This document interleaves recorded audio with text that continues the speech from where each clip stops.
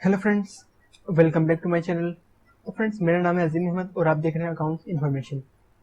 Friends, आज का मेरा टॉपिक ये है कि हम अकाउंट्स क्यों तैयार करते हैं, यानी कि अकाउंट्स तैयार करने की वजह क्या है या अकाउंटिंग क्यों ज़रूरी है। तो फ्रेंड्स, आज की मेरी वीडियो ये होगी कि हम अकाउंट्स क्यों तैयार करते हैं। फ्रेंड्स, अकाउंट्स ईजाद करने वाले शख्स का नाम क्या था और अकाउंट्स कब ईजाद हुई है।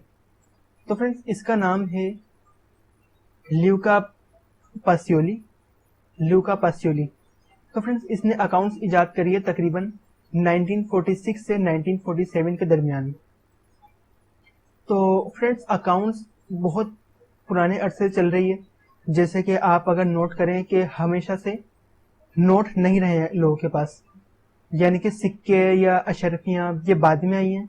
लोग पहले करते क्या थे कि कपास है, गंदुम है, अगर एक शख्स कपास का कारोबार करता है और दूसरा शख्स गंदुम उगाता है और कपास वाले को अगर गंदुम की जरूरत है और गंदुम वाले को कपास की, तो वो दोनों आपस में अपनी अपनी चीजें बांट लिया करते थे कि भाई इतना मेरे पास गंदुम है और आप इसके बदले मुझे कुछ कपास दें। तो इस तरह पहले निजाम चला करता था कि दूध वाला है, उसको कुछ सब्जी चाहिए तो उसने दूध बेच के अपना दूध दे के सब्जी उससे ले ली। इसके अलावा और भी कुछ चीजें थी, अगर इंसान को सोना चाहिए तो उसने सब्जी बेची, सोना लिया उससे, और इस तरह के पहले काम चला करते थे। लेकिन अकाउंट का जो एक स्टैंडर्ड बना है वो 1946 से 1947 के दरमियान।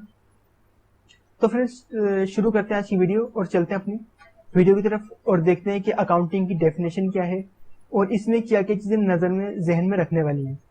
तो फ्रेंड्स, शुरू करते हैं आज की वीडियो और देखते हैं कि आप किस तरह से अकाउंटिंग को सीख सकते हैं।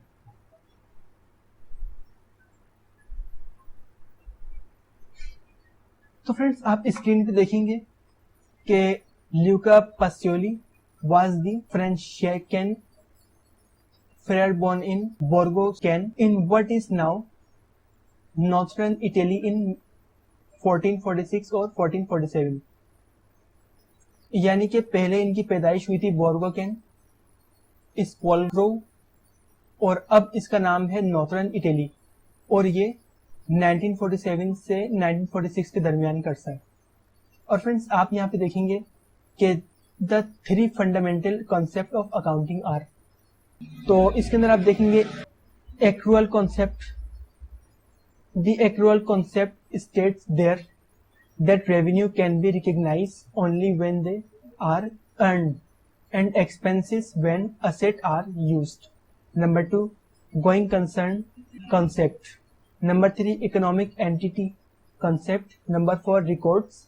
Number 5, transactions. Number 6, financial statement. Number 7, revenue principle. Number 8, expenses principle. और फ्रेंड्स, इसके बाद अकाउंटिंग इंफॉर्मेशन कैरेक्टरिस्टिक, यानी कि अकाउंटिंग की मालूमात और इसकी खसूसियात, और understandability, relevance, consistency, comparability, reliability, objective. और फ्रेंड्स, इसके बाद कि अकाउंटिंग क्यों जरूरी है, हम अकाउंटिंग करते क्यों हैं। तो why is accounting important. Accounting plays a vital role in running a business because it helps you track income and expenditure, ensure statutory compliance and provide investor management and government with quantitative financial information which can be used in making business decision। तो friends, हम accounting तैयार करते क्यों हैं या फिर हम accountant को हायर करते क्यों हैं। सबसे पहले तो ये कि हम अकाउंटिंग करते क्यों हैं। हम ये देखते हैं अपने पास कि हम अकाउंटिंग जो कर रहे हैं तो इसमें हमारा फायदा हो रहा है या नुकसान हो रहा है। अगर फायदा हो रहा है तो किस तरह से हो रहा है, अगर फायदा ज्यादा हो रहा है तो हम उस मत को बढ़ाएं। यानी कि अगर हमारे पास फायदा किसी वजह से हो रहा है तो हम चाहते हैं कि उसमें मजीद इजाफा हो ताकि हमारे फायदा और ज्यादा हो, और अगर नुकसान हो रहा है तो किस वजह से हो रहा है और हम उस चीज को खटाएं कि हमारा नुकसान बिल्कुल खत्म हो जाए और बल्कि वो चीज फायदे में जाए।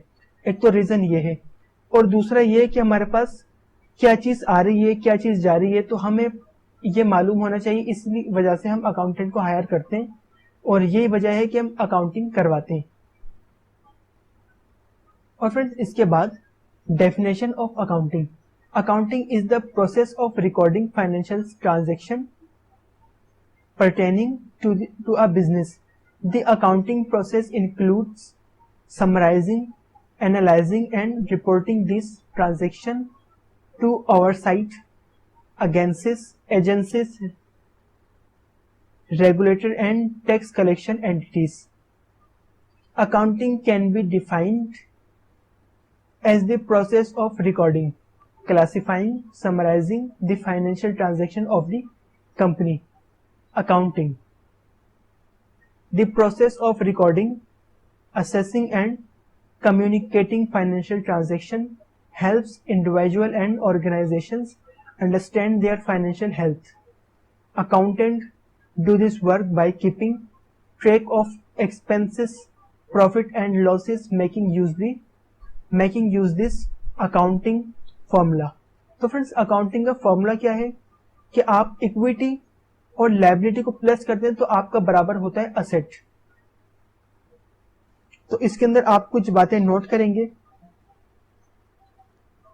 कि गोल्डन रूल ऑफ अकाउंटिंग ये है क्या चीज, यानी कि आपका डेबिट जो है वो होता है कि रिसीवर और क्रेडिट गिवर, यानी कि आप डेबिट देते हैं. डेबिट का मतलब होता है कि आप किसी को कोई चीज देते हैं और क्रेडिट का मतलब है आप किसी से कोई चीज लेते हैं. और डेबिट विथ कम्स इन, यानी कि डेबिट आपके पास आता है और क्रेडिट विथ गोज आउट, और क्रेडिट आपके पास से जाता है. और debit all expenses and losses और credit all income and gains, यानी कि डेबिट जो है आपके पास इसकी निशानी ये है कि ये एक्सपेंस है और आपके पास से इनकम घट रही है, और क्रेडिट का मतलब ये है कि इससे आपकी इनकम बढ़ती है. और फ्रेंड्स अकाउंटिंग की इंफॉर्मेशन ये है कि अकाउंटिंग का ओल्ड पुराना वर्ड है अकाउंट, और अकाउंट वर्ड है काउंट से, और काउंट का मतलब होता है गिनती करना, यानी किसी चीज को गिनना. और फाइनेंशियल इंफॉर्मेशन का मतलब है फाइनेंशियल, फाइनेंस यानी कि पैसा या मालियत, और इंफॉर्मेशन मालूमात, यानी कि फाइनेंशियल इंफॉर्मेशन पैसे की मालूमात या मालियत की इंफॉर्मेशन. और इसके अलावा फ्रेंड्स आप इसमें देखेंगे कि पैसा कमाने के जराए क्या क्या होते हैं. जैसे कि मेरे पास है फाइनेंशियल रिसोर्सेस, यानी कि पैसा कमाने का जरिया.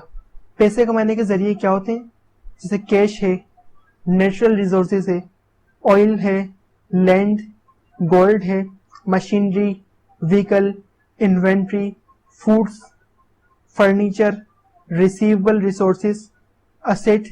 तो फ्रेंड्स ये सारी चीजें ये वो चीजें होती हैं जिससे आप पैसा कमा सकते हैं.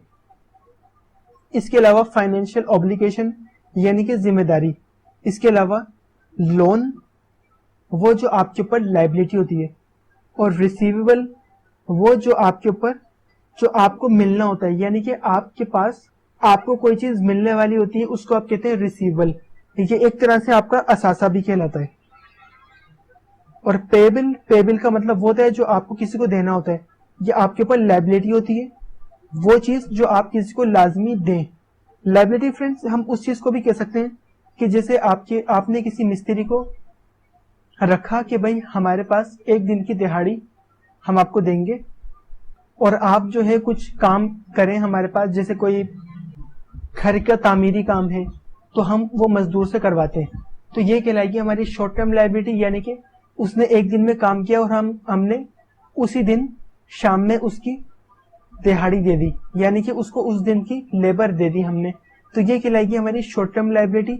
और ये लायबिलिटी का मतलब होता है कि वाजिबुल अदा रकम, यानी कि वो चीज जो हम किसको अदा करते हैं ये हमारी लायबिलिटी कहलाती है. और फ्रेंड्स लॉन्ग टर्म लायबिलिटी जो हम किसी एम्प्लॉय को हायर करते हैं कि भाई हम आपसे महीने तक काम लेंगे और महीने के एंड में हम आपको पेमेंट कर दिया करेंगे. या हम कुछ मजदूर को हायर करते हैं इसलिए कि हम उससे ठेके पे काम करवाएं, यानी कि हमने उससे कहा कि आप एक बिल्डिंग को तामीर करें, और जब ये बिल्डिंग मुकम्मल तामीर हो जाएगी तो उसके बाद हम आपको पेमेंट करेंगे, और ये पेमेंट कहलाती है लॉन्ग टर्म लायबिलिटी. اور لانگ ٹرم لائبلٹی جو ہے ہماری 1 سال 1.5 سال 2 سال 10 سال تک بھی چل سکتی ہے.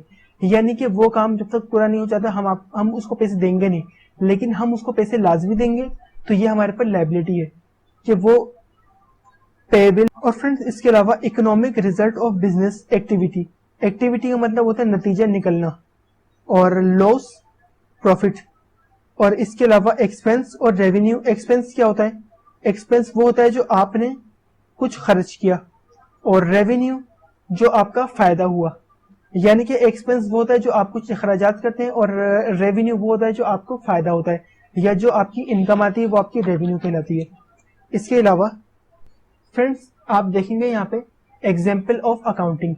The definition of accounting is the process of systematically recording and managing financial accounts. preparing a profit and loss statement in an example of accounting, a statement of debit and credits. تو friends آج کی اس video میں میں نے آپ کو بتایا کہ فائنینشیل اکاؤنٹنگ کی ڈیفینیشن کیا ہوتی ہے اور اکاؤنٹنگ کی انفارمیشن کیا ہوتی ہے, یہ میں نے آپ کو اس ویڈیو کے اندر بتایا. تو اگر ویڈیو آپ کو پسند آیا تو اس ویڈیو کو لازمی لائک کریں, اپنے دوستوں کے ساتھ شیئر کریں, اور فرینڈس میرے چینل اکاؤنٹس انفارمیشن کو لازمی سبسکرائب کریں, اور ساتھ ہی دیے گئے بیل آئیکن کو بھی لازمی پریس کریں تاکہ میری آنے والی ویڈیو آپ کے پاس وقت تک پہنچتی رہے. تو فرینڈس اگر آپ کو اس سے ریلیٹڈ کچھ ویڈیوز چاہیے تو آپ مجھ سے کمنٹس میں لازمی پوچھیں. اور فرینڈس اگر آپ کو اس ویڈیو کے حوالے سے کوئی بات پوچھنی ہے یا کوئی بات آپ کو سمجھ میں نہیں آ رہی تو فرینڈس آپ مجھ سے کمنٹس لازمی کریں. تو فرینڈس ملتے ہیں نئے ویڈیو سے, جب تک کے لیے اللہ حافظ.